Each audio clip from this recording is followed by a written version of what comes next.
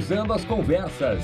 Oferecimento: Associação dos Oficiais da Brigada Militar. Defendendo quem protege você. Porto Color. Boa noite, eu sou Guilherme Macalossi. Você está acompanhando na RDC TV mais uma edição do Cruzando as Conversas, o seu programa de análise e debates, trazendo sempre a perspectiva dos assuntos mais importantes do momento, com a análise dos nossos convidados aqui nos estúdios e também através das redes sociais por videoconferência de todos os lugares do mundo. Cruzando as Conversas pode ser assistido nas principais praças do Rio Grande do Sul, através dos canais 24 e 524 da Claro Net e também pelas redes sociais, @RDCTV Digital, no Instagram, no Facebook, no Twitter e no YouTube de qualquer lugar do mundo. Participe, mande a sua mensagem, a sua participação é muito importante. E uma novidade, a RDC TV ampliando as suas fronteiras, agora também disponível no canal 524 da Claro Fibra TV. Nós estamos em mais 6 cidades. Você nos acompanha também de Monte Negro, Torres, Guaíba, Cachoeira do Sul, Canela e Gramado. Aproveite a programação da RDC TV, conteúdo local com visão de mundo, trazendo sempre os assuntos que interessam a nossa comunidade. O Cruzando as Conversas é um oferecimento da Associação dos Oficiais da Brigada Militar, defendendo quem protege você. E de Porto Color, soluções gráficas. A Porto Color atende pelo WhatsApp e você pode ter os serviços dela na sua casa pelas redes sociais. Outro formato para você acompanhar o Cruzando as Conversas é pelo podcast. Procure Cruzando as Conversas no Spotify, no Google Podcast e nos demais agregadores. E também pelo nosso site www.rdctv.com.br. Clique na aba Podcasts e acesse a íntegra do nosso programa no seu smartphone também offline. E a RDC TV está lançando o seu marketplace, rdcshopping.com.br. Você encontra lá no rdcshopping.com.br ofertas exclusivas, como esta AB Cucina Prática. É isso aí, RDC Shopping. Você encontra a AB Cucina Prática. Durante o programa, quem fizer pedido acima de 3 combos, frete é grátis para Porto Alegre. A AB Cucina Prática tem oferta exclusiva para quem compra no RDC Shopping cartão Fidelidade. Na compra de 10 combos, você ganha um combo inteiramente grátis. A oferta é válida até o dia 30 de maio. Então tá aí, a AB Cucina Prática, este e outros produtos lá no rdcshopping.com.br. Muito bem. O Cruzando as Conversas de hoje traz uma entrevista especial com o presidente do Partido Novo, Eduardo Ribeiro, que fala conosco direto de Florianópolis. Aliás, direto de Santa Catarina, não de Florianópolis. Eduardo, seja muito bem-vindo aqui ao Cruzando as Conversas. Boa noite. Boa noite, Guilherme. É um prazer falar com vocês. E quem participa dessa entrevista, junto comigo, também em videoconferência, é o comentarista político da RDC, Armando Burdi. Armando, bem-vindo. Prazer recebê-lo no programa. Boa noite, Macalossi. Muito obrigado pelo convite. Boa noite, presidente Eduardo Ribeiro. Boa noite a todos que nos acompanham. Acho que vamos ter uma boa conversa sobre modelos de partido e o futuro do país. Muito bem. Eu vou começar perguntando para o Eduardo uma questão polêmica relativa ao Partido Novo. Eduardo, o Partido Novo é governo, é oposição, é independente? Qual que é a posição do Partido Novo hoje em relação ao governo de Jair Bolsonaro? Vamos começar por aí. Não, boa noite a todos. Isso é uma pergunta muito interessante, né? Porque, de acordo com o regimento interno e a nossa posição na bancada federal, né? E daí com relação à bancada federal, o Novo hoje se coloca como independente. Isso foi a proposta inicial, desde quando o Novo foi eleito, né? Nós não fizemos nenhuma coligação, não tínhamos nenhum compromisso com o Bolsonaro lá em 2018. Aliás, tínhamos bastante preocupações, inclusive, com ações, se de fato se manteriam, e provavelmente vamos aprofundar na nossa conversa hoje, mas o fato é que não se mantiveram nessas promessas de campanha. Mas o Novo sempre se comprometeu em ser independente e vigilante. É evidente que ao longo do tempo as situações vão se demonstrando complicadas e difíceis de defender em muitas teses, e o Novo necessariamente precisa subir o tom das críticas e apontar os erros e as falhas do governo para que venham a ser consertadas, se é que há interesse, se é que há visão do governo que está de fato indo para o caminho errado. Então, nesse momento, na bancada da defesa se coloca como independente, mas eu entendo que, dadas as condições do momento, é inevitável que o Novo caminhe para uma oposição. Em oposição, no caso? Quer dizer, caminha para a oposição. Isso, caminha para a oposição. O Novo não é governo, nunca foi governo, nunca teve compromisso com o governo, né? O nosso compromisso sempre foi com as pautas que o próprio Novo defendeu em sua campanha, em suas diretrizes, em seu conteúdo tático. O Novo é um partido reformista, né? O Novo foi criado para ajudar e trabalhar nas reformas que o país precisa. Fomos o primeiro partido que, inclusive, assumiu a bandeira lá da reforma da Previdência, quando nem sequer o próprio Bolsonaro estava convicto da necessidade da reforma da Previdência, e acabou cedendo, inclusive, muitos lobbies das corporações, que é uma pauta difícil, vocês sabem muito bem, mas o Novo, por ter convicções, por ter deputados que foram eleitos com convicções fortes, foi desde o começo lutando para isso, e é isso que nós queremos. Nós queremos trabalhar para que, de fato, o Brasil consiga estruturar um modelo de Estado mais viável para as próximas gerações. Eu lhe pergunto também, já que nós estamos neste tema, e depois eu abro para o Armando também fazer o seu questionamento. Eduardo, hoje me parece haver claramente dentro do Partido Novo uma divisão interna entre aqueles que têm uma certa simpatia pelo governo, ou pelo presidente, ou pelas políticas que poderiam ser consideradas da agenda econômica de Paulo Guedes, e existe uma outra ala, também bastante numerosa, que é bastante crítica ao governo. E aqui eu tomo a liberdade de mencionar dois nomes, né? Que me parece ter uma simpatia pelo governo: o governador do estado de Minas Gerais, Romeu Zema, que inclusive não assinou a carta conjunta dos governadores respondendo ao presidente depois que ele lançou nas redes sociais um demonstrativo de repasses da União para os estados. Muitos governadores, inclusive o governador do Rio Grande do Sul, reagiram de forma muito enfática ao presidente. Entretanto, Romeu Zema não, inclusive esteve participando de um assado de leitão junto ao Palácio do Planalto, ou Palácio do Alvorada, em que estava presente o presidente da República. Por outro lado, lideranças estaduais, como o caso do deputado aqui, Fábio Osterman, têm sido muito críticos em relação ao presidente Jair Bolsonaro. E o próprio ex-candidato à presidência da República pelo Partido Novo, o Amoedo, tem se manifestado de forma bastante dura. O Zema, o Amoedo, se eu não me engano, é defensor, inclusive, do impeachment de Jair Bolsonaro. Como é que faz para um presidente conseguir conciliar essas alas e buscar um entendimento interno? Não, eu acho que a questão do governador, especificamente Romeu Zema, não é tanto de simpatia, é mais de diplomacia. Acho que é o cargo e a situação de Minas Gerais demanda dele uma postura mais diplomática, e o próprio perfil do governador, né? O governador Romeu Zema não tem um perfil combativo, ele é mineiro.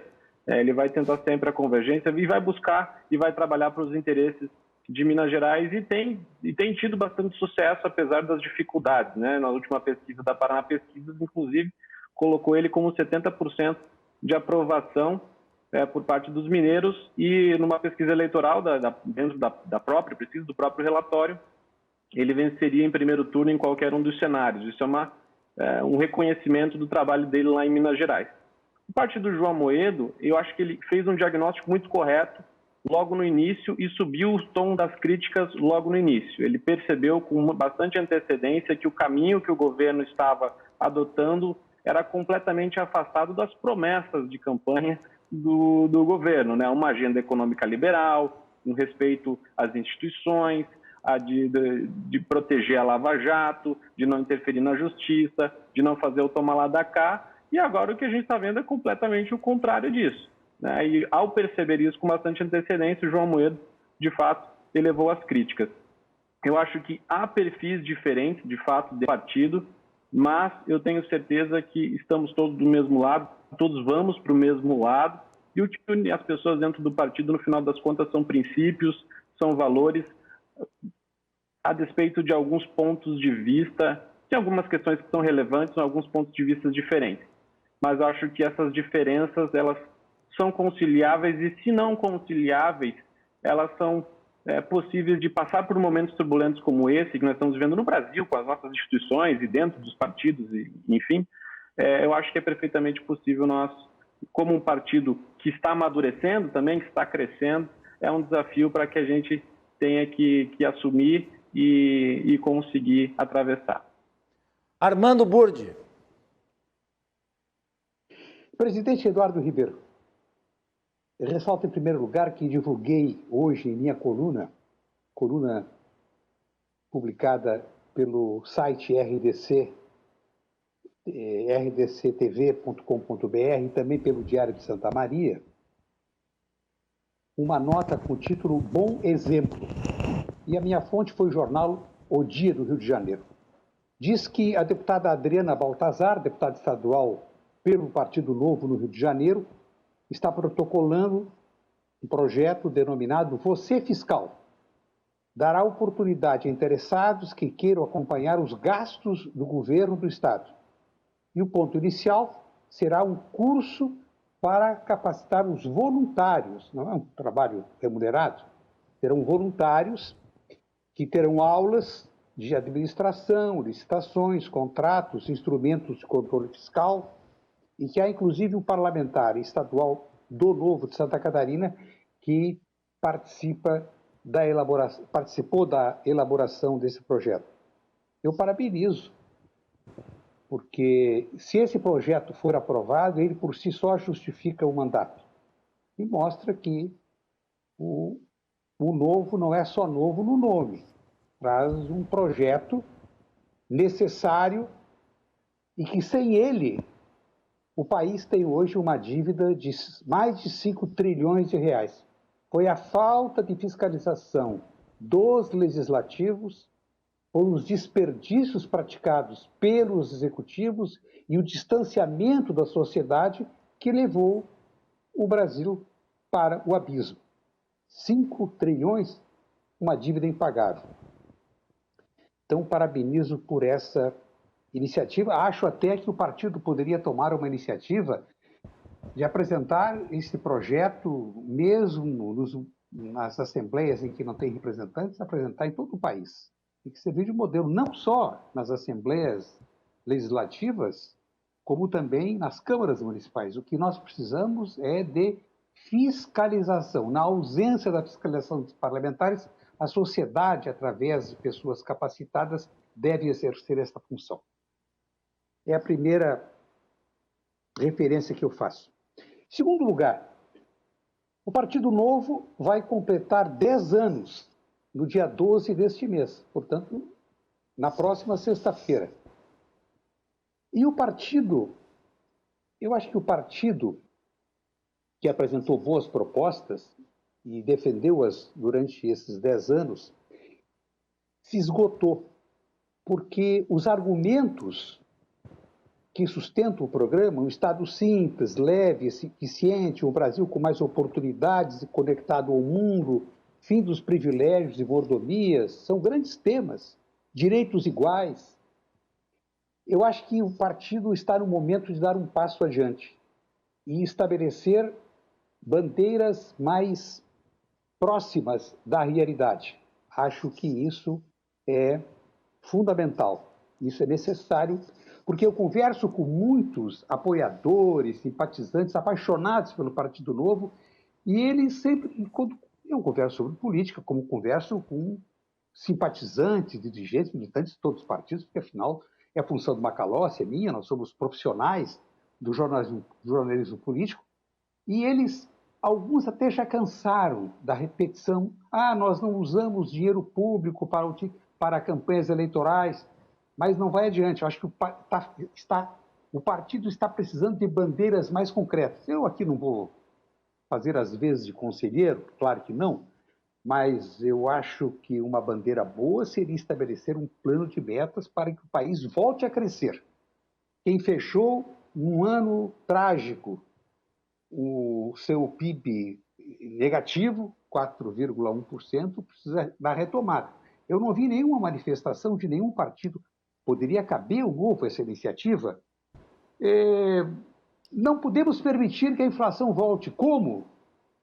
Eu acho que o Partido Novo se afirmaria se tivesse bandeiras, e essas bandeiras, neste momento, eu não vejo que estejam expostas. E acho também que o partido é muito lento. O partido poderia ser mais veloz no sentido de chegar ao poder, não chegar ao poder para simplesmente usufruir do poder e muito menos fazer tropelias no poder. Todos os partidos sonham em chegar ao poder para pôr em prática o seu programa e melhorar a sociedade.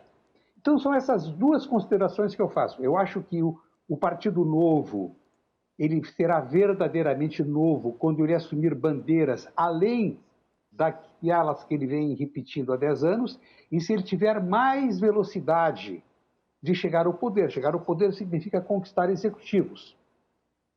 E eu vejo que o partido é um pouco lento e demais para a necessidade que o país tem de ideias novas, presidente.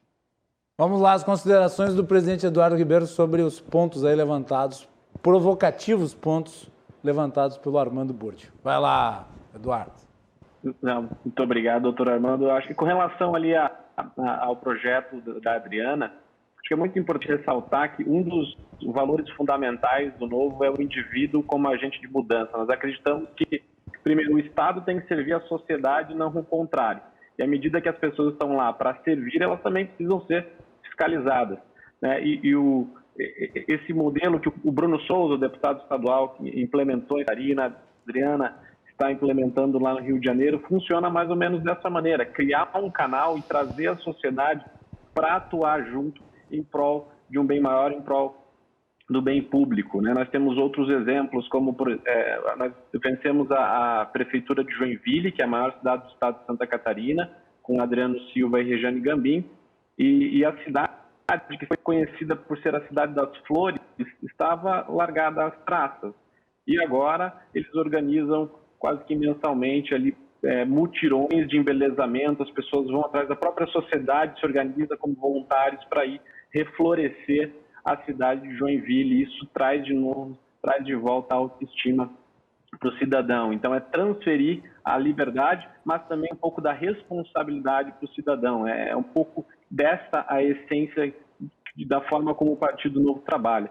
Com relação às bandeiras, é claro que nós precisamos renovar, né? O Novo era uma promessa até 2018.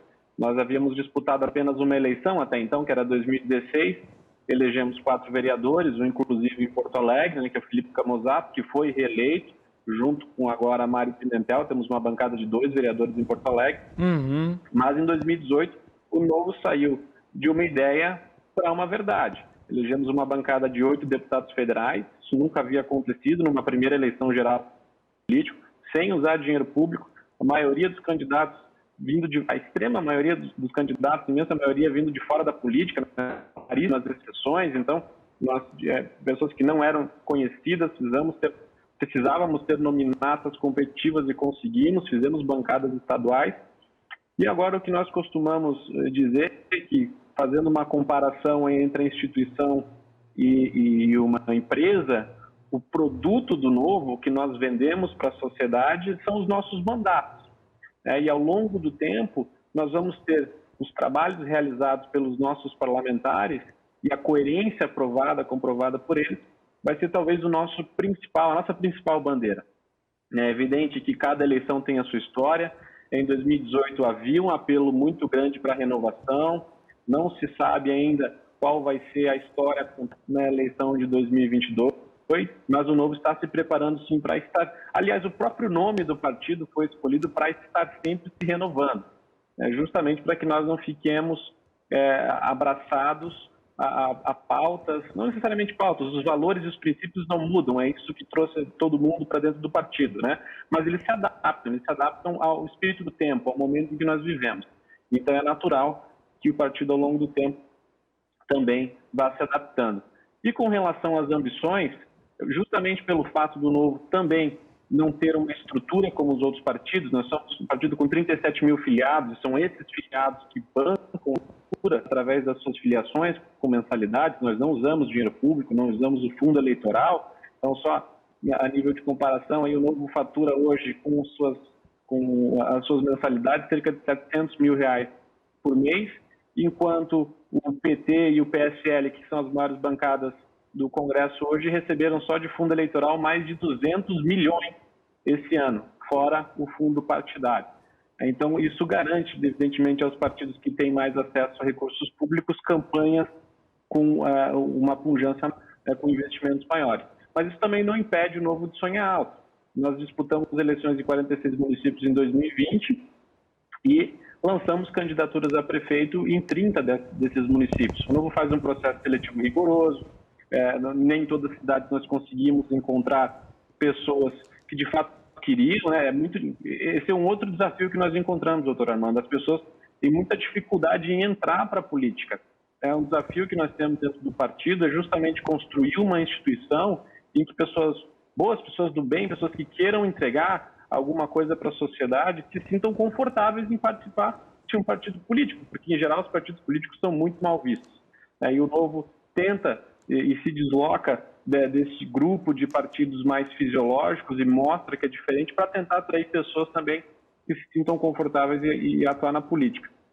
E nós temos, evidentemente, a intenção de disputar eleições majoritárias, mas dado a estrutura e o momento do partido hoje e a probabilidade maior de nós elegermos parlamentares, e sabemos a diferença que os nossos parlamentares conseguem fazer no Congresso, hoje na Câmara, apesar de serem apenas 8, mas estão numa qualificação imensa e conseguem articular, conseguem, às vezes, com um discurso, mudar a orientação de um voto e evitar um desastre, seja nas comissões ou no próprio plenário.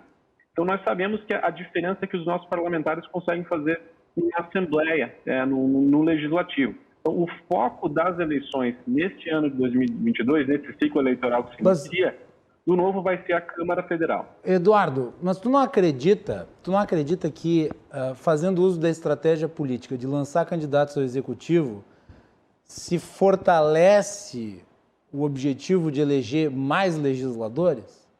Porque, em geral, o candidato à majoritária puxa os candidatos da proporcional.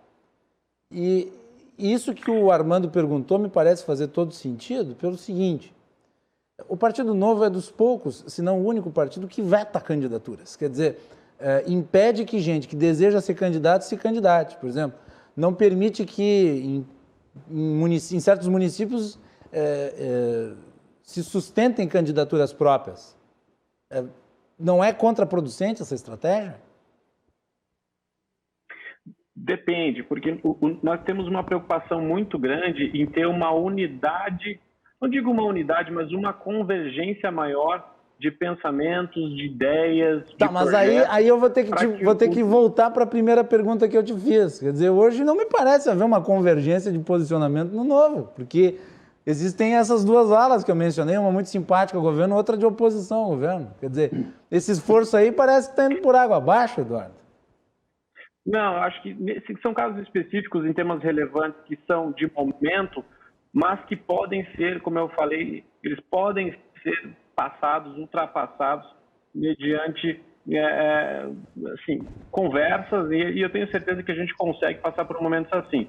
Agora, e também não evita o fato de Novo também errar no processo seletivo. Nós erramos, por exemplo, no processo seletivo para a escolha de um candidato a prefeito em São Paulo, e nós tivemos que vetar, inclusive expulsar em função de ter incongruências no seu currículo.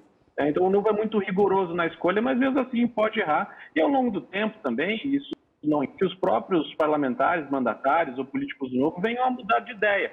Nós tivemos um caso também com um vereador no Rio de Janeiro, que se desviou completamente dos princípios e valores do partido e acabou saindo. Então, essa depuração também ao longo do tempo acontece.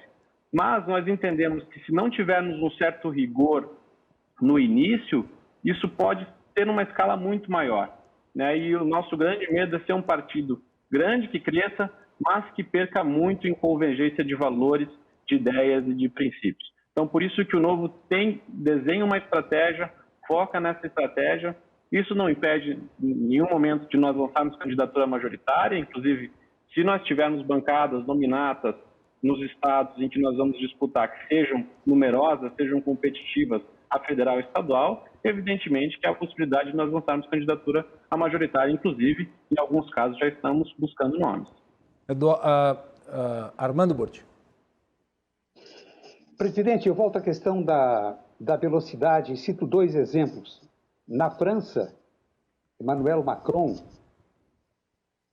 que não era político, militante, ele organizou um partido, se lançou à presidência em 1 ano e meio e se elegeu.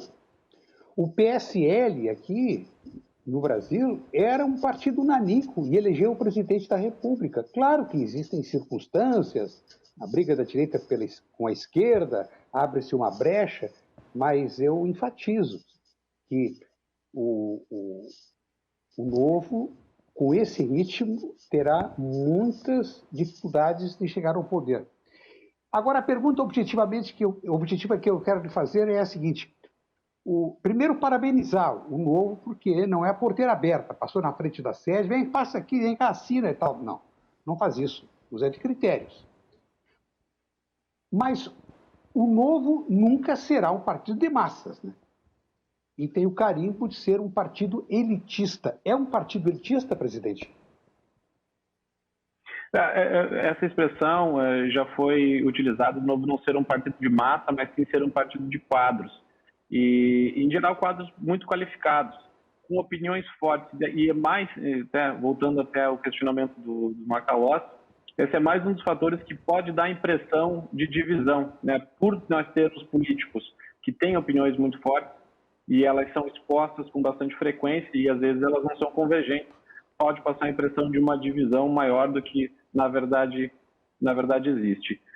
E esse outro questionamento do fato do Novo ser um partido de elite também é feito. Não, mas no fundo não é verdade. O Novo tem um dispositivo, inclusive no seu estatuto, que permite a pessoas que não têm condições, por exemplo, de contribuir com a filiação, que sejam isentas das filiações. Mas eu acho que o mais importante de tudo é que o Novo consiga ganhar um espaço, ainda que pequeno nesse momento, para conseguir mostrar suas ideias. E daí eu volto e reforço que um dos nossos valores também é a visão de longo prazo. Para ter uma ideia, inclusive, a história do número 30 é que o objetivo seria disputar a presidência da República e com um candidato viável em 2030. Então, o Novo nunca teve pressa e nós sempre respeitamos essa estratégia inicial dos princípios fundantes, dos fundadores do partido, justamente para que nós possamos crescer bem alicerçados, né? Então, eu entendo que uma eleição majoritária, como foi o caso do Macron, ou mesmo a eleição do Bolsonaro com o PSL, acho que na verdade é o contrário, né? O próprio Bolsonaro levou o PSL, não a instituição levou o Bolsonaro, é uma questão mais conjuntural. E no Novo não, no Novo nós colocamos a instituição acima das pessoas. Nós partimos da premissa que não existe salvador da pátria. Isso vai um pouco na contramão do modelo político vigente hoje no Brasil e na América Latina como um todo, né? Mas o ex-presidente do Partido Novo, o ex-presidente do Partido Novo e fundador do Partido Novo, João Amoedo, foi muitas vezes acusado de ser uma espécie de dono informal da legenda. E muitos, inclusive do partido, reclamam, por exemplo, o Matheus Bandeira, que foi candidato ao governo do estado aqui no Rio Grande do Sul, reclamam da forma como o Novo se organiza internamente. Quer dizer, que seria um partido apesar de com um discurso liberal, com uma posição liberal, seria um partido extremamente centralizador na sua organicidade interna. Eu acho que o princípio liberal ele parte do pressuposto de defender a liberdade do cidadão perante o Estado, né? As instituições privadas se organizam de acordo com seus próprios preceitos, seu próprio estatuto. Um partido político é uma instituição privada, de ordem nacional, que precisa ter uma comunicação nacional. Nós entendemos assim que a instituição precisa ter uma vertente e princípios muito bem definidos para que ela não se perca em valores, em princípios e acabe virando uma legenda, como é o caso de boa parte dos partidos políticos mais antigos que nós temos hoje. Com relação ao João, ele mesmo decidiu sair da presidência do partido justamente para que essa governança, a governança da instituição se consolide e que ele não seja visto como dono da instituição. Se ele quisesse, de fato, continuar mandando, ele teria continuado na presidência. Mas ele foi lá, renunciou com o objetivo de permitir a renovação. É lógico que, como fundador, ele tem uma preocupação com o futuro do partido e ele tem toda a liberdade de fazer as suas críticas, de fazer as suas ponderações publicamente. Armando Bordi. O Partido Novo não estaria em busca de uma liderança ao estilo... Eu vou referir aqui 2 nomes, poderia referir 20. Não vou me referir ao que eles defendiam e defendem. Um já falecido, o outro não. Mas ao estilo um pouco incendiário, de inflamar o plenário, de conseguir motivar o eleitorado, no bom sentido. Não estou me referindo a uma posição demagógica. Por exemplo, Carlos Lacerda, que foi a grande liderança da União Democrática Nacional, Roberto Jefferson, apesar de todas as acusações que fizeram, cumpriu pena. Esse estilo mais inflamado, esse estilo que passou, a caixa de fósforo acendeu perto, já está pegando fogo. Não está faltando uma liderança com essas características no Partido Novo, que me parece assim, muito tímido, muito tranquilo demais para uma situação tão grave, política, econômica e socialmente vivida pelo Brasil? Eu acho que isso vai muito do perfil da pessoa, o perfil do político. Eu acho que, de novo, tentando sempre a comunhão de valores e princípios que nos trazem para dentro da instituição, mas antes do fio é o que a pessoa pensa, né? O que a pessoa acredita, quais são as ações dela. Eu me pergunto, é muito difícil dizer aqui, seria muito também falar qual que é o político ideal para um partido político como o Novo. Acho que perfis diferentes são importantes. Eu acho que é necessário você ter um político que o púlpito, que inflame, que tenha um perfil mais assertivo em determinados momentos, né? Acho que a mensagem que se passa, política, o voto não é sabonete, como eles dizem, né? Emoção, política também é emoção. Ao mesmo tempo que você precisa de um grupo de políticos que seja articulador, que tenha uma outra forma de atuação, que se complemente. É um time, né? Não pode ser apenas um. Então, nós, como somos um partido político pequeno, essas não surgiram, podem vir a surgir, podem estar aí também para 2022. E, o Novo, como instituição e como propósito, está sempre tentando se renovar e buscar novos nomes. O nome do Marcel Van Hatten é muito forte aqui no Rio Grande do Sul, inclusive para uma candidatura ao Senado. E ele liderou ano passado a bancada do Partido Novo, concorreu à presidência da Câmara dos Deputados e ele foi o recordista de votos na última eleição para a Câmara Federal aqui no nosso estado. Como é que tu vê o nome dele se projetando, inclusive em termos nacionais? O Marcel tem um nome já nacional. Eu conheço o Marcel há bastante tempo, antes mesmo de ele vir ao partido. Nós somos oriundos dos movimentos liberais, eu para Santa Catarina, ele sempre foi do Rio Grande do Sul, e ele optou por vir para o Novo, né, mesmo tendo espaço em qualquer outro partido, sabendo que no Novo tudo seria muito mais difícil, e fez a votação que fez, teve o desempenho que teve em 2018 por total competência dele e está fazendo um excelente trabalho também na Câmara Federal.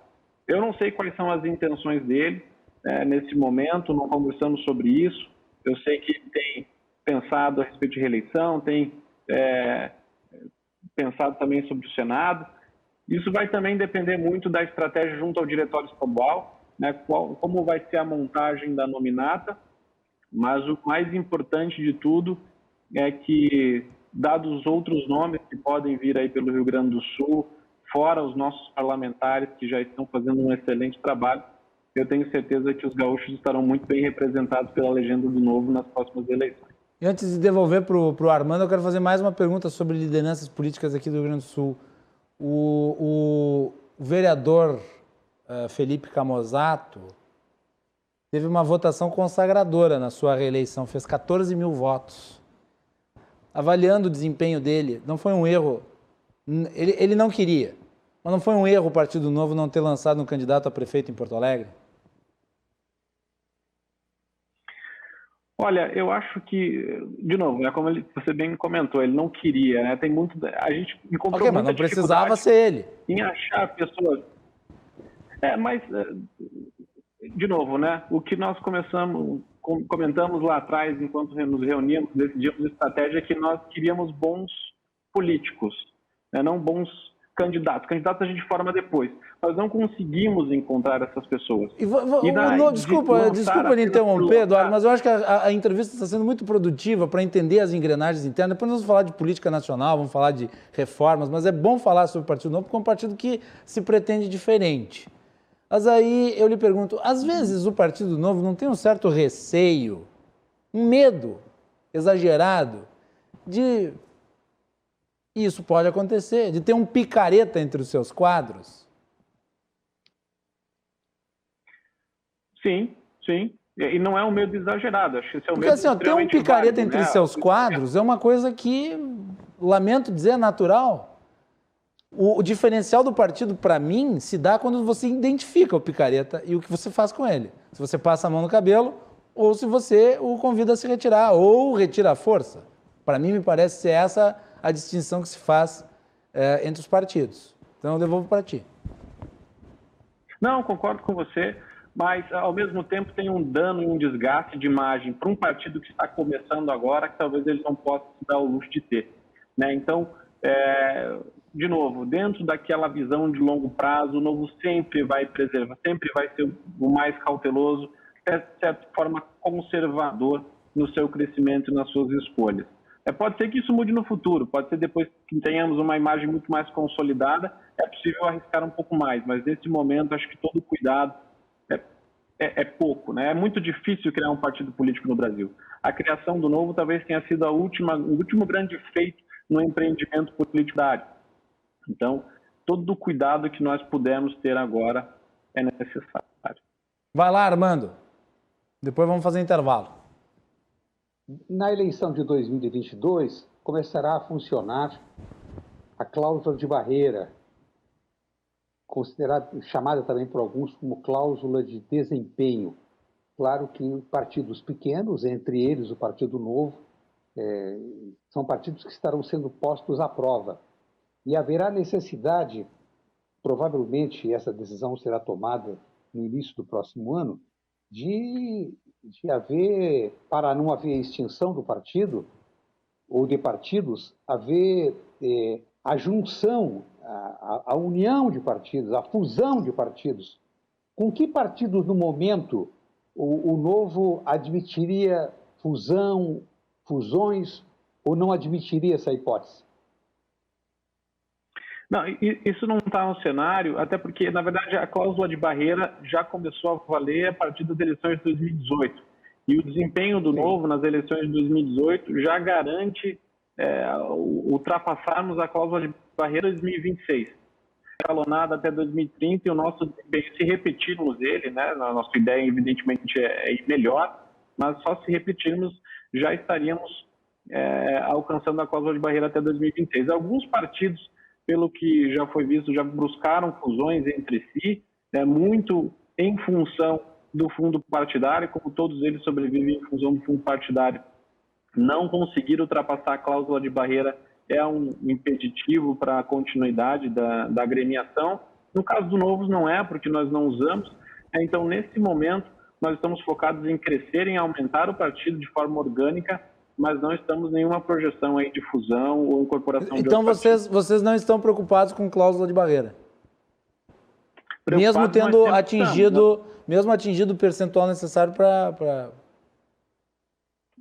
Preocupados nós sempre estamos, porque, como eu disse, cada eleição é uma história, há uma conjuntura. Nós, em 2020, agora tivemos a primeira experiência de eleições proporcionais sem coligação, então, em que tinha muito mais candidatos na rua, muito mais candidatos em campanha, e isso dificulta o voto, os partidos obrigados a terem mais candidatos para construir um nominato. Como não fazia coligação, sempre teve que ir com o nominato cheio. Nesse caso, o voto ficou mais difícil, porque aumentou a concorrência, e isso vai se repetir em 2022. A gente não sabe como vai ser, como a sociedade, o eleitor vai se comportar numa eleição geral para deputado federal e deputado estadual. Então, a preocupação sempre tem, está sempre no radar.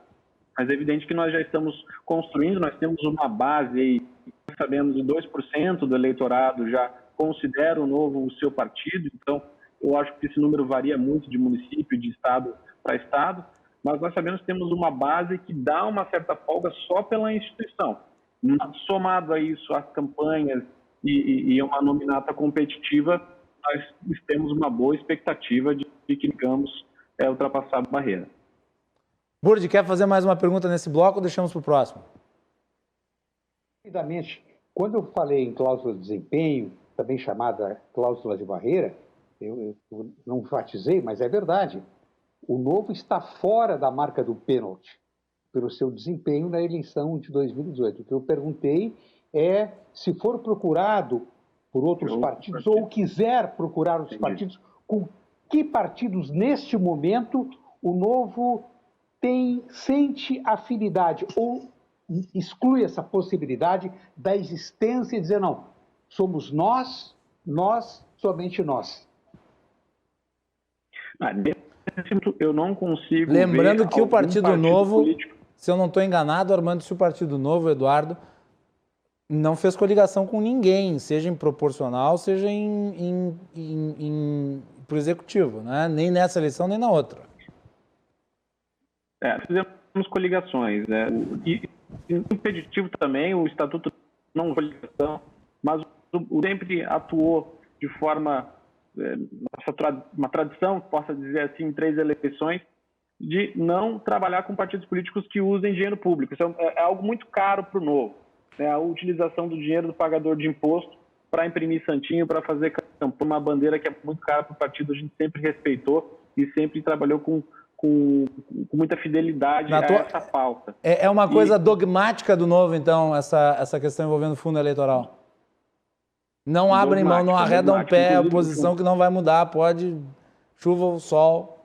Não, isso não. Isso é muito forte dentro do partido. Inclusive, o fundo eleitoral nós conseguimos devolver, fundo partidário nós estamos tentando, tivemos várias consultas ao TSE, tentamos criar emendas em projetos de lei de orçamentário para que nós pudéssemos devolver, utilizar inclusive esse recurso na pandemia. Temos 60 milhões de reais hoje em caixa, porque o fundo partidário é diferente do fundo eleitoral.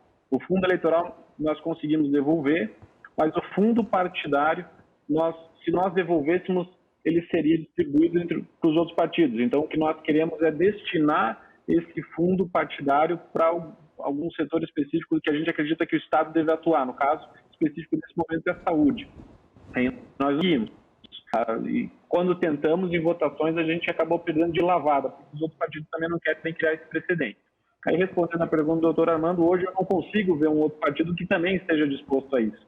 É evidente que pode haver parlamentares, podem haver políticos de outros partidos que se sintam à vontade, que gostem do Novo, que queiram defender o Novo, serão bem-vindos. Nós temos uma lei que permite a migração, inclusive, de mandatários e políticos de outros partidos. Foi aqui o Bruno Souza, por exemplo, um deputado estadual, acabou usando o próprio Marcelo Van Hatten, veio de outro partido. Nós temos um outro vereador de Camboriú, inclusive, que também veio de outro partido. Então, o Novo pode sim ser a casa de políticos que queiram defender as nossas pautas e que queiram também se submeter aos termos de compromisso do Novo, né? O partido é o mais chato, vamos dizer assim, para você ser um parlamentar. O filiado do Novo é um filiado que cobra bastante e o Novo, por convicções também, sempre vai procurar ser o partido mais econômico da Casa Legislativa onde ele atuar. É assim na Câmara, é assim em todas as casas legislativas onde a gente atua, porque nós acreditamos que ao economizar, nós damos o exemplo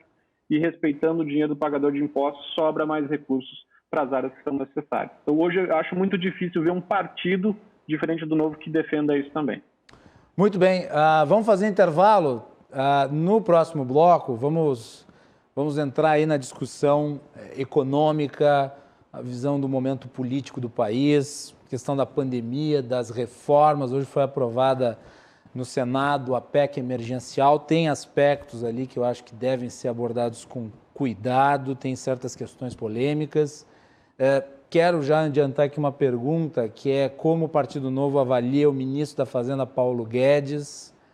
Então, tem muita coisa, nós perguntamos muita coisa relativa ao Partido Novo no primeiro bloco. No segundo bloco, vamos tentar focar um pouco mais nas questões de país e como o Novo vê elas, né, no debate público. Neste programa, estamos entrevistando o presidente nacional do Partido Novo, Eduardo Ribeiro.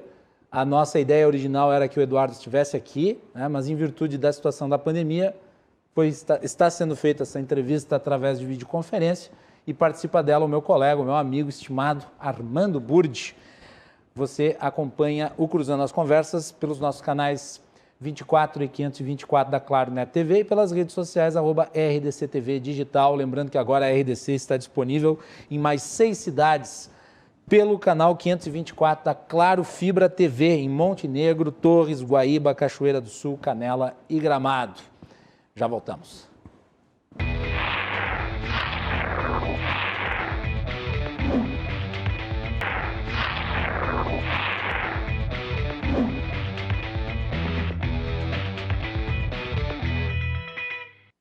Cruzando as Conversas de volta, hoje com uma entrevista especial. O presidente nacional do Partido Novo está aqui junto conosco por videoconferência, Eduardo Ribeiro, que assumiu o comando da sigla, substituindo João Amoedo, que foi candidato à presidência da República.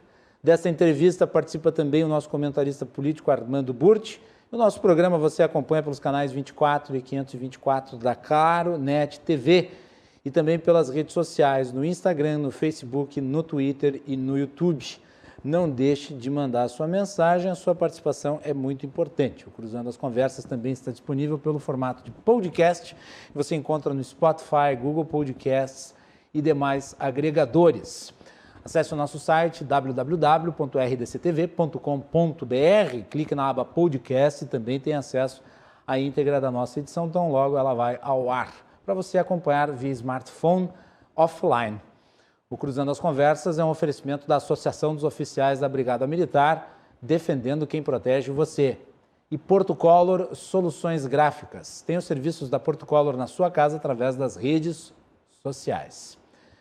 Eduardo Ribeiro, vamos lá, vamos voltar à nossa entrevista e eu gostaria de lhe perguntar sobre o momento econômico do país.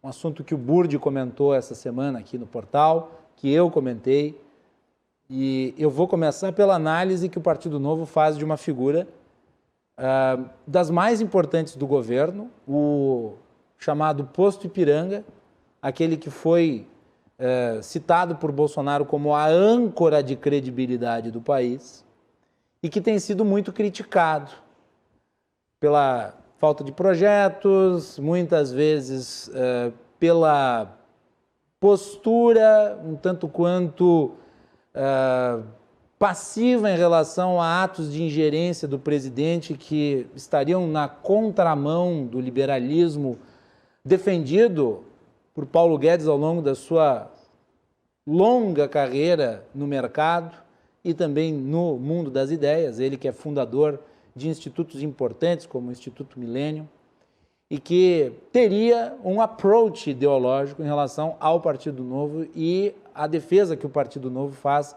da economia de mercado e da liberalização do Estado. Qual é a avaliação que o Novo faz de Paulo Guedes à frente do Ministério da Economia? Não, acho que com relação a convicções ideológicas, ninguém tem dúvida dele, né? O histórico dele compõe bem aquilo que ele acredita e é evidente que isso é muito em linha daquilo que o Novo acredita. Acredito que no início do governo ele trouxe muita habilidade para o governo, sobretudo do mercado, do setor empresarial, conseguiu emplacar uma reforma da Previdência até de certa forma robusta, né, aos trancos e barrancos, e como eu falei, então, sem a ajuda, ou a ajuda contrária do próprio Bolsonaro e de boa parte da bancada do PSL, que foi eleita junto com o Bolsonaro. Mas depois disso, parece que parou, né? As outras reformas que haviam sido prometidas e que são fundamentais para o nosso se tornar algo viável, como eu disse, para as próximas gerações, como a reforma administrativa, né? Simplesmente foram deixadas de lado. As privatizações ficaram nas promessas, até chegou em um determinado momento em que se virou chacota, porque sempre acabava prometendo para a próxima semana ou para os próximos meses, as privatizações nunca haviam, e começou a ficar claro também que faltava as convicções do restante do governo, faltou combinar com os russos, né? E à medida que o governo, inclusive, se alinha, um governo que já não tem convicções ideológicas privatizantes, liberais, e a medida que o governo se alinha com o centrão fisiológico, que depende do Estado, vive do Estado, é praticamente impossível implementar uma agenda dessas, né? Então, hoje é muito difícil, não consigo acreditar que reformas importantes sejam feitas com a robustez que precisam ser feitas. Por exemplo, tu falas aí do Centrão, o Centrão tem cargos importantes numa estatal que está na agenda de privatização, a Eletrobras. Tem nomes do Centrão em subsidiárias da Eletrobras, no norte do país, no nordeste do país, e pelo que se fala lá no Congresso Nacional, a possibilidade de privatização dela é nula. E o governo está com esse Centrão. Por isso mesmo que eu acho muito difícil isso ir para frente, né? Não só isso, mas bancos públicos também. Né? De novo, o modus operandi da política brasileira sempre foi essa. As estatais, que se dizem estratégicas, não é estratégicas para os políticos. E, como eu disse, à medida que você tem um grupo político tão forte quanto é o Centrão, e com a vitória que teve na Câmara, com o apoio do governo, essa aliança ela vai se figurar até 2022, se não houver qualquer tipo de traição, mas as convicções que regem o Centrão são completamente contrárias às convicções de uma agenda econômica liberal. Então é muito difícil acreditar que algo avance com propriedade ao longo desse governo. Armando Burdi. Presidente, ontem a Comissão de Orçamento do Congresso Nacional aprovou o orçamento da União para 2021. Deveria ter aprovado em dezembro, antes do início do recesso. Empurrou com a barriga, tudo bem. Promessa de que no dia 24 nós teremos o que não temos. Estamos sem bússola, nós estamos sem orçamento. Então, será aprovado. E já se sabe, mediante a aprovação do relatório ontem, que o déficit primário do governo será de 247 bilhões e 100 milhões de reais. Pode subir. Aliás, será no mínimo o dobro disso, porque nesse valor de 247 bilhões e 100 milhões de reais não está incluído o pagamento de juros, que não ficará por menos de 290, 300 bilhões de reais. E isso que nós estamos pagando taxa de juros de 2%, a menor taxa da história. Em 99, nós estávamos pagando 45% de juros ao ano. Bom, esse é o nosso país. Agora, voltando especificamente à relação do Novo com o dinheiro que chamam de público. Não é público coisa nenhuma, ele é nosso, sai do nosso bolso, é nosso. O fundo partidário que o Novo não recebe, não aceita, gira em torno de 1 bilhão e 900, vamos arredondar 2 bilhões de reais. e o fundo eleitoral também 2 bilhões. O Novo tem uma parcela que é pequena em relação ao que os grandes, aos valores que os grandes partidos recebem. Eu acho louvável que tome essa iniciativa, que pratique, mas por que o Novo não toma a iniciativa também de lançar uma campanha? Seria uma bandeira nacional de corte nas despesas do Congresso Nacional. A Câmara dos Deputados gasta em torno de 6 bilhões, com 513 deputados, uma infinidade de servidores, construtores, etc. e tal, e o Senado não fica por menos de 4 bilhões e meio para 81 senadores. Essa é uma despesa. Se aproxima de 12 bilhões. Por que o Novo não frauda essa bandeira, não abraça essa causa e denuncia e faz força no sentido de que essa despesa de que... Será que o país não funcionaria com o orçamento do Congresso em torno de 5,5, 6 e não de 12? Qual é a sua opinião sobre isso? Não tem a menor dúvida. Na verdade, essa é a nossa bandeira do dia a dia. O Congresso hoje custa 20 milhões por dia. Os nossos deputados, quando assumem os seus cargos, eles assumem como um termo de compromisso em que eles são obrigados a reduzir custos. Então, hoje, eles são disparado a bancada mais econômica do Congresso. Acabei vendo uma comparação de custos de correio que a média dos deputados de cada partido acabaram usando. Se eu não me engano, a média do Novo foi R$5 e tinha partido com mais de R$1.000, R$2.000, com média de custo de correios, de cartas, né? Então, são absurdos que a gente nem... Estamos falando isso no século XXI, né? Em 2021. Então, são gastos completamente desnecessários, isso fora o absurdo da quantidade de assessores que se é permitido e o valor que você pode ter de verbas de gabinete e cotas de gabinete. Né? Nós temos deputados hoje que trabalham apenas 6 assessores, enquanto o máximo é, se não me engano, de 25 assessores por parlamentar. Então, essa é, de fato, a nossa bandeira do dia a dia. Se todos os parlamentares, nas casas legislativas onde nós temos representante, de fato, adotassem as mesmas medidas de economicidade que o Novo adota, nós estamos falando aí de uma economia no mandato de 6, 7, 8 bilhões. Agora, com as novas casas legislativas, nós vamos ter que até rever esse número. Mas é escancarado o custo do legislativo, né? Trazendo para uma esfera municipal, hoje nós centenas de municípios que não arrecadam o suficiente para manter a sua própria Câmara de Vereadores. O Brasil precisa fazer uma reforma política nesse sentido e também uma reforma administrativa, porque senão nós vamos ficar afogados nesses números que você comentou, né, Burti? Nós precisamos estruturar o Estado de uma forma que seja possível trazer as finanças de forma mais saudável, senão não vai ter condições de continuar. Mas é difícil essa luta política, porque não me parece que haja dentro do Congresso Nacional estímulo não, mas disposição para tanto. Como não há na questão do fundo em si, não né? há. E daí não como há, é que faz? Isso é fácil, e daí como é que faz? É Davi contra Golias. É uma inglória, é na insistência, né? É na insistência. Nós precisamos trazer mais parlamentares, eleger mais pessoas e nem que em determinado momento seja no constrangimento, como já aconteceu em algumas votações. Mas o importante é não desistir, nós temos que ser diferentes. Muitas pessoas acabam nos questionando, tudo bem, poxa, mas é tão pouco o valor do fundo partidário que vocês recebem comparado ao orçamento da União, outros partidos, por que vocês não usam isso, então, para crescer e depois vocês mudam? Porque daí perderia a coerência. Eu acho que nós temos que ser coerentes do início ao fim, mesmo que seja o caminho mais difícil. Foi isso que trouxe o pessoal para o Novo e é isso que norteia a nossa atuação até o fim. Então, nós vamos continuar dando exemplo, nós vamos sempre tentar dar o exemplo. E a sociedade, eu tenho certeza que ao longo do tempo vai perceber e vai dar mais espaço, vai dar mais chance para os parlamentares do Novo e assim a gente vai mudando o país. O Armando tocou no poder legislativo, eu vou puxar para o judiciário.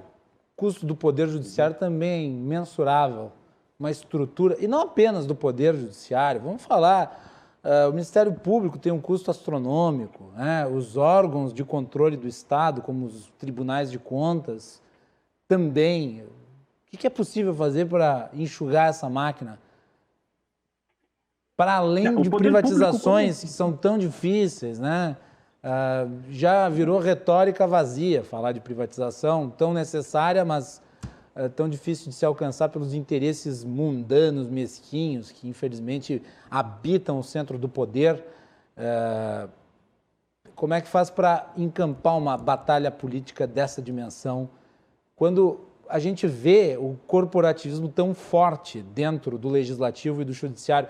Esse caso aí da tentativa de aprovação de uma PEC de impunidade para transformar os parlamentares em pessoas acima da lei, acima do bem e do mal, foi cabal, foi algo extremamente evidente, inclusive com uma parte dos que foram eleitos se insurgindo, né, contra a aplicação da lei em si, quer dizer, se autoprotegendo, que é o que acontece muitas vezes com o Judiciário. Aqui no Rio Grande do Sul, por exemplo, o Tribunal de Justiça chegou a assustar, através de uma decisão monocrática, a aprovação do orçamento pela Assembleia Legislativa, porque a Assembleia Legislativa estabeleceu o fim do crescimento vegetativo da despesa. E o Judiciário disse, não, isso não pode, nós temos direito a aumentar a nossa arrecadação orçamentária, como se fosse isso um marco constitucional. Eu diria que é muito mais do que Davi contra Golias. Macalossi, Oi. Tu referiste o fato de que não há disposição no Congresso Nacional para medidas de corte, e eu contrario, eu digo que há uma disposição, a disposição de aumentar as despesas. Isso. O que o Novo faz é cuidar do seu quintal, e cuida muito bem. Isso. Disciplina, economia, sem esbanjamento. Dá um exemplo. Agora, só isso não é o suficiente, porque as demais bancadas, os demais partidos não vão mudar absolutamente. Não conhecemos o perfil. Eu, presidente Macalossi também, nós acompanhamos pela TV Câmara, TV Senado, acompanhamos reuniões de comissões, sessões plenárias, sabemos bem o que é Brasília.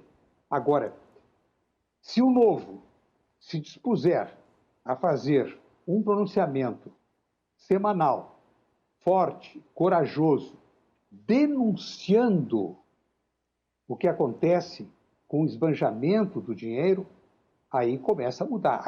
Aí sai exclusivamente da sua órbita, da economia dentro de casa, e começa a pegar o feudo todo.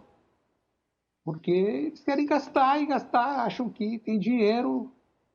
De vez em quando voltam a falar na volta da CPMF, que é um absurdo, nós nos livramos da CPMF há exatamente 14 anos, 2 meses e 4 dias. E nesse período, quando falta um pouquinho de dinheiro, os tecnocratas apresentam aos políticos a fórmula. Vamos fazer voltar a CPMF, que é uma mordida, que é um absurdo, porque é imposto sobre imposto, dupla aplicação de tributos, é um escândalo. Ele foi concebido pelo ministro Atílio Jatene para ser um instrumento destinado à solução dos graves problemas da saúde.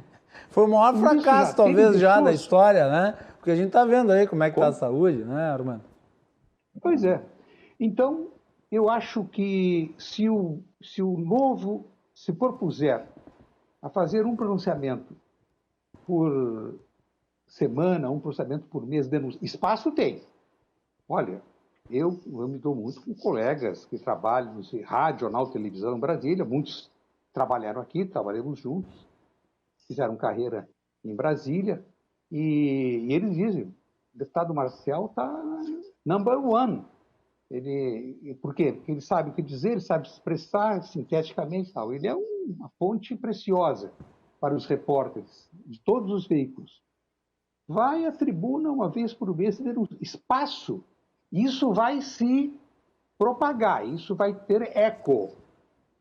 E vai sair do quintal, vai se ampliar. Porque se não for por esse caminho de um combate frequência, com insistência e com coragem, nós vamos chegar no ano 2000, lá sei quantos, com um país completamente esfacelado, país que é celeiro do mundo. Nós temos tudo, quando nós falamos com o estrangeiro, mas como é que o país está bem? A iniciativa privada maravilhosa, e cito isso. E como é que esses governos levaram a bancarrota? Levaram por omissão da sociedade. Apenas e tristemente pela omissão da sociedade. Então, vai lá, fica Eduardo. essa sugestão aí, presidente. Vai lá, Não, Eduardo. assim, Depois vamos falar, depois eu quero Estado... entrar na questão da economia em si. Vai lá, Eduardo. A tendência do Estado vai ser sempre crescer, é intrínseco. Os incentivos que regem o Estado são esses. Se você não tiver uma instituição forte e pessoas lá dentro com convicções muito fortes disso, elas são dobradas também. Então, o objetivo do novo é esse, colocar pessoas que têm essas convicções para conseguir fazer esse tipo de freio, né? E nós temos aí uma reforma cujo presidente da frente parlamentar mista da reforma administrativa é um deputado novo, que é o Thiago Mitrô. E nós estamos trabalhando com muito afinco para conseguir não fazer com que essa reforma acabe vindo murcha para o Congresso. Nós tentamos incluir ex-servidores, ou seja, na verdade, servidores que já estão hoje em atuação, né? Não só apenas os novos servidores, porque senão seria uma reforma, né, que valeria apenas, de fato, para daqui 2 gerações. Então, esses jabutis, o enfraquecimento, essa desidratação das reformas, que parte muito por pressão dos grupos corporativistas e do Centrão, nós precisamos combater. E daí, momentos específicos da vida política, e vocês, como cientistas políticos, jornalistas políticos, sabem muito bem disso, a sociedade precisa vir junto. E o Macalossi deu o exemplo da PEC da impunidade, que foi votada na semana passada, em que foi feita a toque de caixa como uma resposta, uma suposta resposta à atuação do STF, mas que, na verdade, só estavam querendo se blindar e aumentar o seu foro privilegiado, a sua proteção, né, a sua diferença enquanto cidadãos perante a nós, porque eles se acham diferentes mesmo.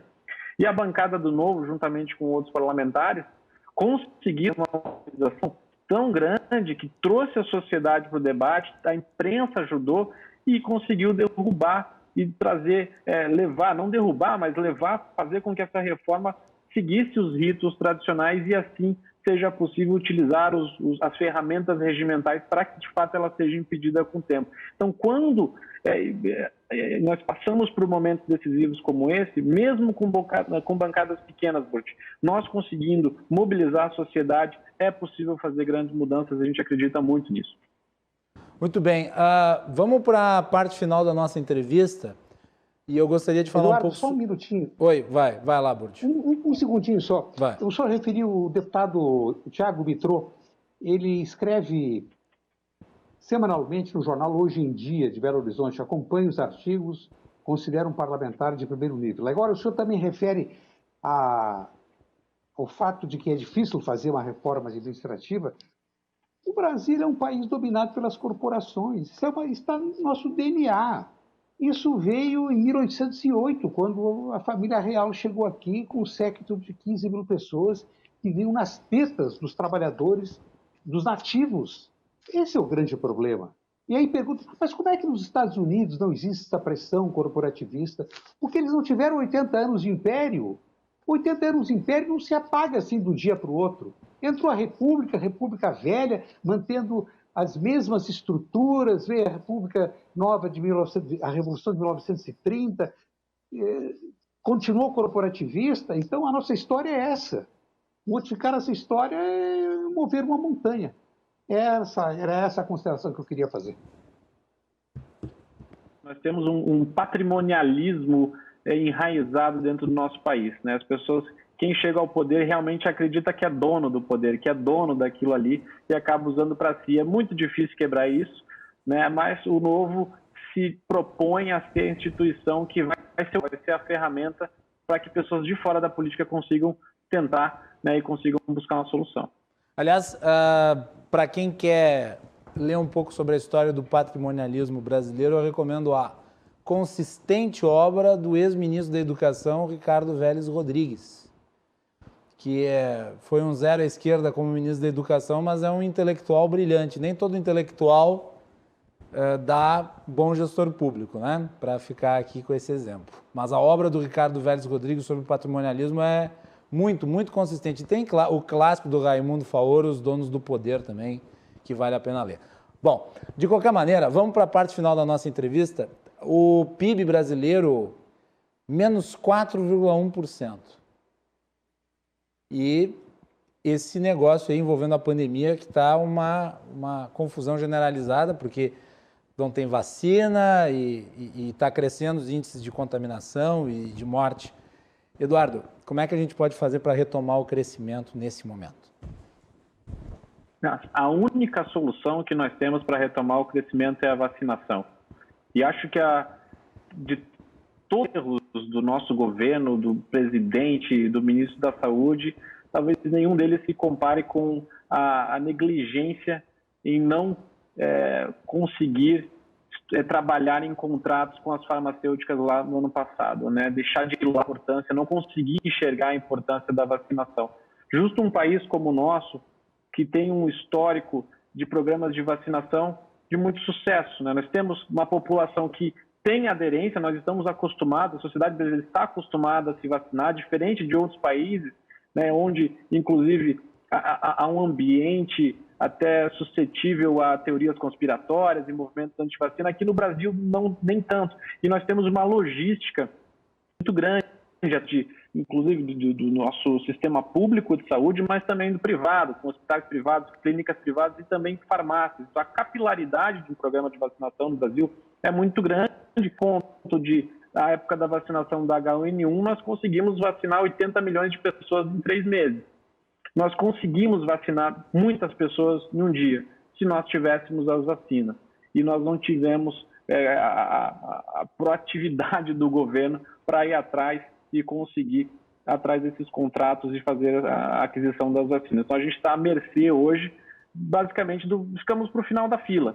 Isso, com certeza, dá a recuperação econômica do país. A gente só vai conseguir voltar ao normal depois da vacinação. Enquanto isso, e nós estamos vivendo um momento difícil agora, nenhum prefeito, nenhum governador decreta o fechamento de estabelecimentos com um sorriso no rosto.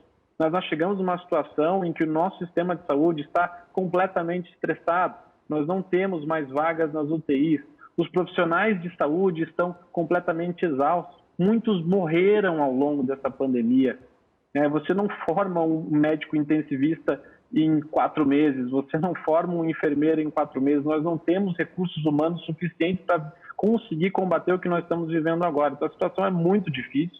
A única solução é a vacinação e esse precisa ser o foco do nosso país nesse momento. Sem vacinação, as reformas são inúteis. Inúteis. A prioridade agora tem que ser a vacinação. E nós notamos isso pelo crescimento do número de casos, com o colapso do sistema de saúde. Várias medidas que foram tomadas ano passado, custosas, vão ter que ser reeditadas, sob um custo que é muito maior do que a compra de vacinas, mesmo pagando a mais pelas vacinas para tê-las antes, né? Exatamente. Burdi. Temos tempo para mais uma pergunta, Burdi. Vai lá. Mais uma pergunta. O presidente do Senado prometeu a votação da reforma administrativa no prazo de 3 meses e a votação da reforma tributária em 8 meses. O senhor acha que ele é um forte candidato ao rei da mentira do ano? Vai lá, Eduardo. Acho que um dos grandes problemas do Brasil é o otimismo, né?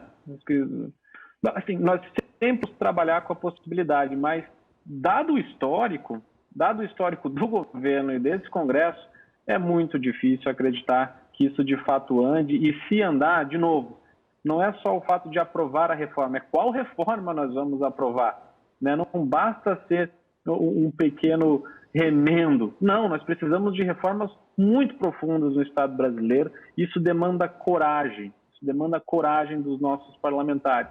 E aí eu não sei se o ambiente, se o momento político é suscetível. Assim, vamos esperar para ver. Com certeza a bancada do Novo trabalhar com toda a sua energia para aprovar as melhores reformas possíveis.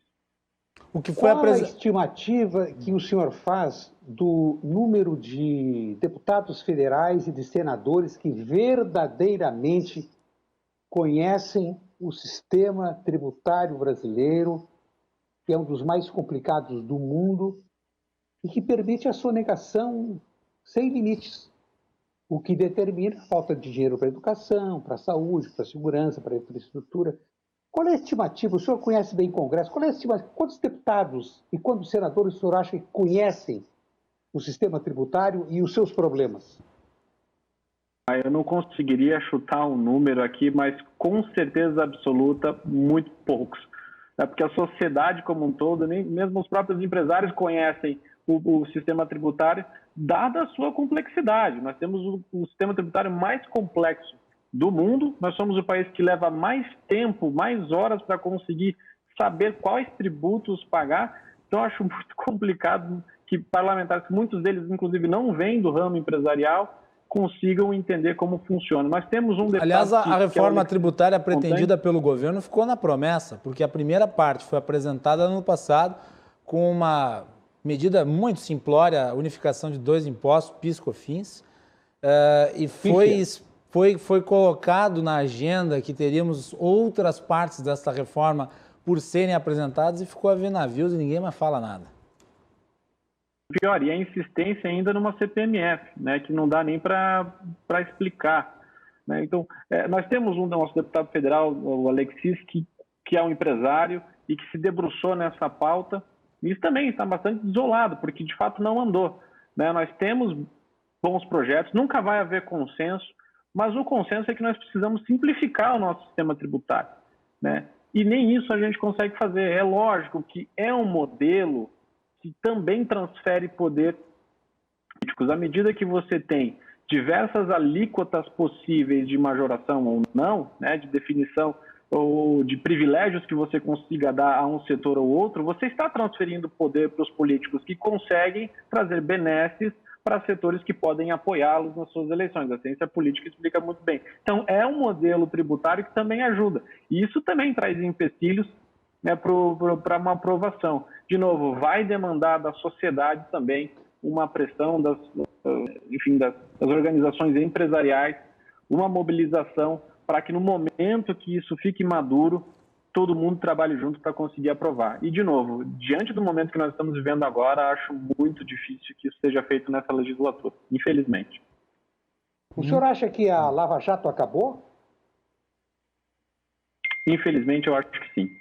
Infelizmente, eu acho que sim, porque eu não consigo ver sequer convicção por parte do próprio governo, do seu ministro da Justiça, da Procuradoria-Geral da União, de que a Lava Jato é, de fato, um patrimônio, de certa forma, do brasileiro, porque a forma como ela foi tratada, a tentativa de interferência, a desidratação por parte dos recursos, inclusive da dedicação total dos procuradores dentro do programa terem sido removidas também, tudo isso mostra que o governo não tinha intenção de continuar com talvez a maior operação anticorrupção do Brasil. E não vejo nenhum lamento por parte do governo em relação a isso. Então, infelizmente, eu acho que a Lava Jato hoje está em Eduardo Ribeiro. O que terá provocado isso, presidente? Que terá provocado? O Armando agora está cheio de perguntas. Vai lá. Mais uma resposta. Depois não, encerramos. Vai lá. Vai lá, Ribeiro. Infelizmente, parece que a chave virou no momento em que o filho do presidente Bolsonaro passou a ser investigado no caso das rachadinhas. A partir desse momento, se percebeu uma forte tendência em tentar interferir tanto na Polícia Federal como na Justiça como um todo, e que acabou, inclusive, desencadeando na demissão do ministro Sérgio Moro. Então, acredito que, dada as circunstâncias e os elementos que nós temos para formar uma opinião, vai muito em função de proteger a si mesmo e a família. Eduardo Ribeiro, gostaria de lhe agradecer muito essa participação aqui no nosso programa, uma entrevista que abordou muitos assuntos em relação ao Partido Novo, a visão do Partido Novo em relação a alguns dos problemas nacionais. e as perspectivas traçadas para a próxima eleição. Eu te deixo com a última palavra. Não, eu queria agradecer por pela oportunidade, estou sempre à disposição, sempre um prazer.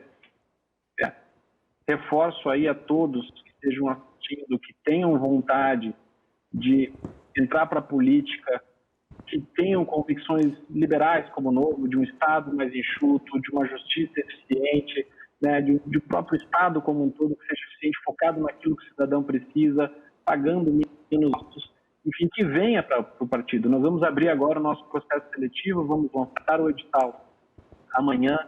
Não precisa ter padrinho político, não precisa conhecer ninguém dentro do partido, basta você mesmo ter convicções e querer mudar o país. Nós vamos fazer um curso de formação para quem quiser ser candidato. Se tiver interesse, visita lá o nosso site www.novo.org.br e venha fazer parte do time. O Novo é a única instituição democrática capaz de mudar o Brasil no longo prazo, e é por isso que a gente se dedica todos os dias para fazer esse negócio funcionar. Muito obrigado aí, boa noite a todos. Tá aí então, Eduardo Ribeiro, presidente nacional do Partido Novo, nessa entrevista aqui para o Cruzando as Conversas. O Armando Burdi volta comigo no último bloco e nós vamos fazer um break. Já retornamos com o Cruzando aqui na RDC TV.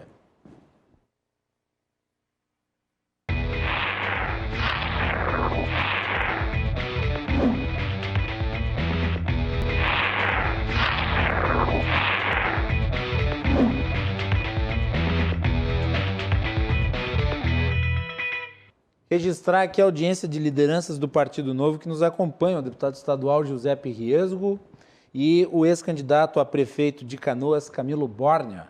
Camilo que teve uma votação consagradora, ficou em terceiro lugar na eleição.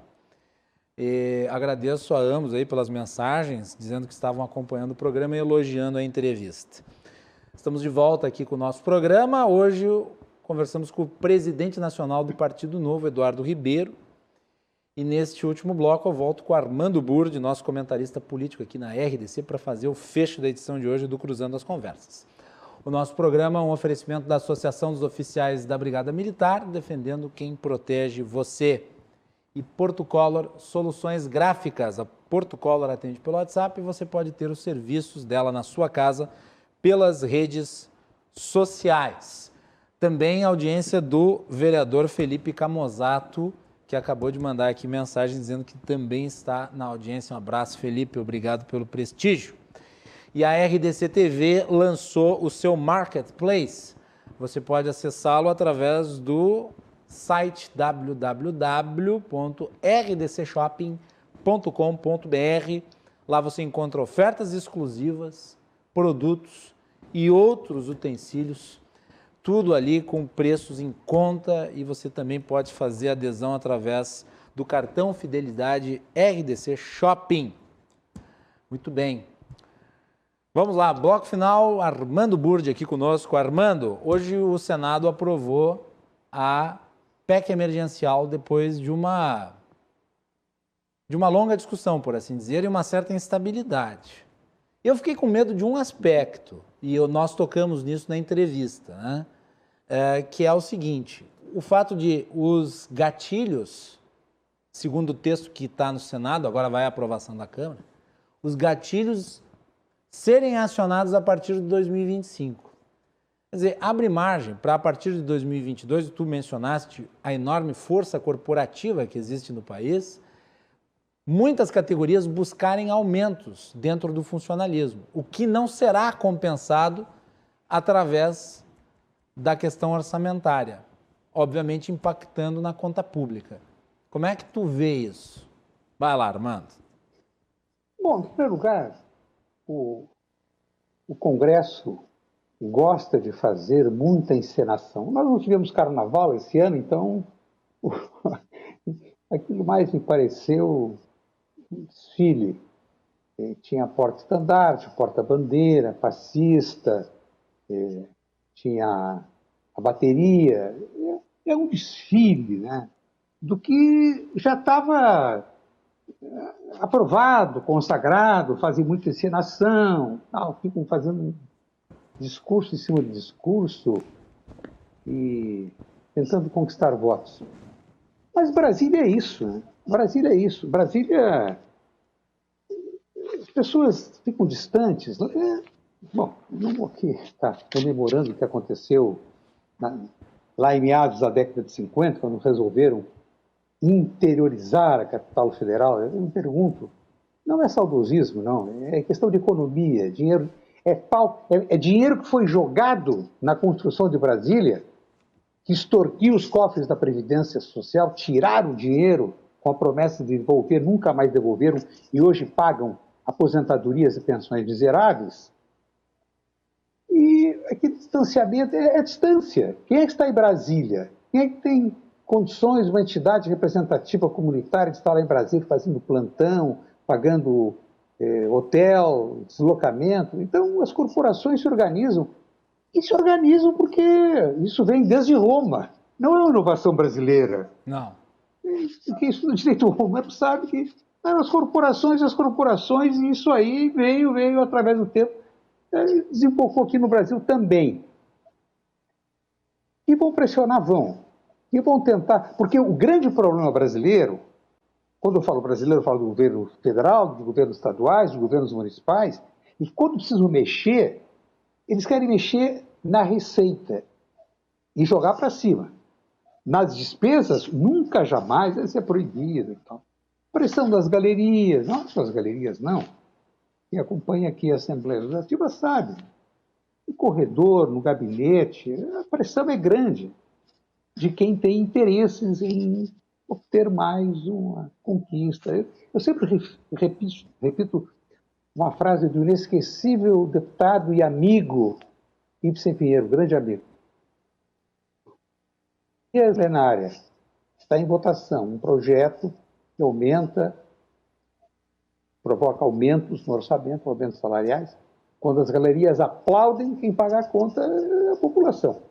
Então, falta aqui, falta ali, falamos do déficit, esse déficit aí previsto no orçamento do ano que vem, de 247 bilhões, o nosso orçamento aqui vai ficar nós vamos ter um déficit em torno de 8 bilhões. Aliás, por falar em orçamento, eu ressaltei ontem na minha coluna, que é publicada pelo site rdctv.com.br e pelo Diário de Santa Maria, eu referi o fato de que o orçamento do Distrito Federal está em torno de 45 bilhões para 2021. O Distrito Federal tem 5.800 quilômetros quadrados. Não produz um prego, um parafuso. Produz muito. Discursos, produz mordomias, decisões que interferem na vida das pessoas, muitas vezes para o mal, não para o bem. Esse Distrito Federal tem um orçamento em torno de 45 bilhões. O orçamento do Rio Grande do Sul, que é o celeiro de alimentos do Brasil e do mundo, e tem uma indústria altamente desenvolvida, qualificada e credenciada em mais de 120 países do mundo. Qual é o nosso orçamento? 44. 1 bilhão e pouquinho, a menos do que o Distrito Federal. Então, isso dá a medida da desproporção, do desleixo, do avanço de interesses que não são os interesses, não é interesse da população. São interesses de minorias. E assim vai o nosso país. Então, esses estão lá, né, forçando. Nada ilegal. Agora, depende de votação. Votação de quem? Dos parlamentares. E os parlamentares cedem. E aí é que está, né? Quer dizer, aí é que está, o fato de não ser ilegal torna ainda mais insidioso a coisa, porque a ordem legal é instrumentalizada para beneficiar castas. Pois é, eu acho que tinha que prevalecer o bom senso, né? Mas não existe bom senso em nada. Não existe uma estratégia conjunta, nem agora, nem na época da tragédia da pandemia. Hoje, no portal apresentado pelo Cláudio Andrade e a Yasmin Luz, eu voltei ao tempo do em que eu fazia comentários de futebol. E é isso. O futebol tem uma estratégia conjunta, né? E se pedissem a um comentarista de futebol hoje para ver, olhar o jogo, agora vamos fazer a leitura do jogo. A leitura do jogo foi uma expressão criada pelo nosso querido Rui Carlos Oster, nosso querido professor. Então a análise é a seguinte: eu estou falando do quadro nacional. Relações do governo federal com os estaduais, pandemia, vacina, corona. Os zagueiros não se articulam com a meia cancha. E os zagueiros só dão balões para frente. Seja lá para que lado for. Os laterais não avançam para armar jogadas. O miolo, a meia cancha, é lenta e passa mal a bola. E os atacantes ficam isolados e sem poder para chegar ao gol adversário. Eu usei essa metáfora para tentar me aproximar do relato, da descrição, do desenho do que ocorre hoje no país. Quando o presidente não se entende com os governadores não se entendem com o presidente, os ministros ficam ali, um está sendo julgado, acusado de omissão e etc. e tal.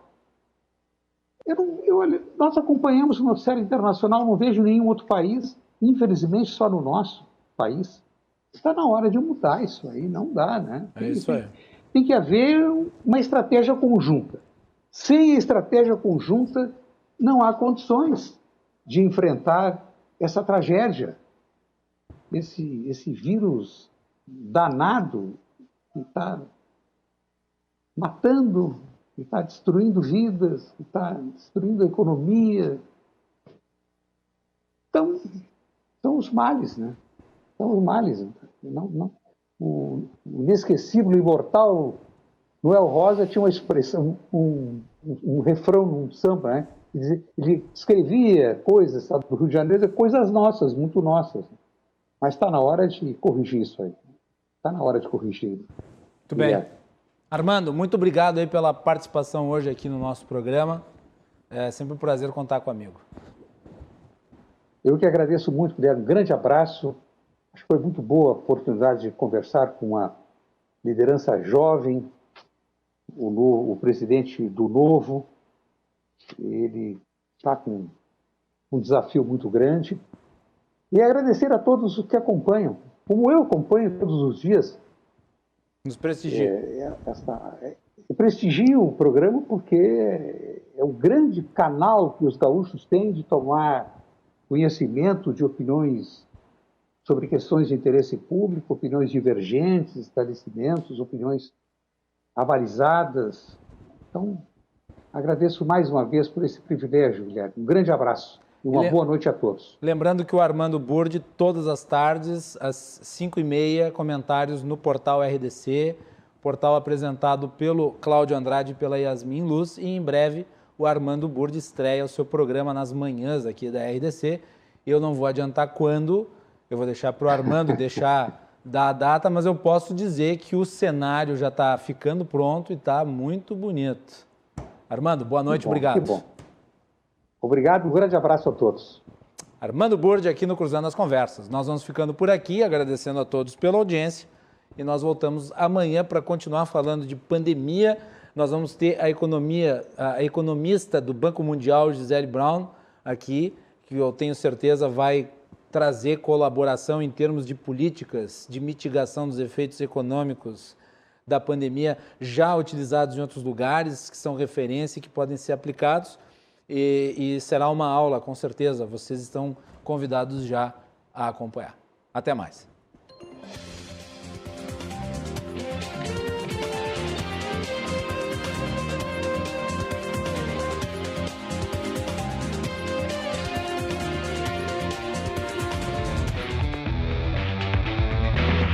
Cruzando as Conversas. Oferecimento: Associação dos Oficiais da Brigada Militar. Defendendo quem protege você. Porto Colo.